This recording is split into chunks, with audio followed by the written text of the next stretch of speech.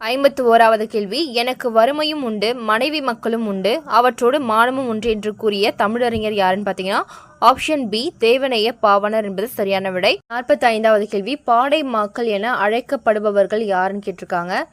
Answer option B பல மொழி பேசும் மக்கள். 46வது கேள்வி பொறுத்துக. Answer option B 2, 4, 1, 3. மணிமேகலை யார் எழுதியிருக்காங்கன்னு பார்த்தீங்கன்னா சீத்தலை சாத்தனார் எழுதியிருக்காரு. அடுத்த சிலப்பதிகாரம் இளங்கோவடிகள் எழுதியிருக்காரு. பெரிய புராணம் சேக்கிழார் எழுதியிருக்காரு. திருவிளையாடற் புராணம் பரஞ்சோதி முனிவர் எழுதியிருக்காரு. 47வது கேள்வி, முடிகேழு வேந்தர் மூவர்க்கும் உரியது என அழைக்கப்படும் காப்பியம் எதுன்னு கேட்டிருக்காங்க. ஆன்சர் ஆப்ஷன் டி சிலப்பதிகாரம் என்பது சரியான விடை. 8வது கேள்வி, நீபவனம் என்பது என்னன்னு பார்த்தீங்கன்னா ஆப்ஷன் ஏ கடம்பவனம். இது புக்கில் இருக்க கொஷின் தான். 49வது கேள்வி, திருவரங்கத்தில் நாயக்க மன்னர் மற்றும் அவரது பட்டத்தரசியின் உருவங்கள் கம்பீர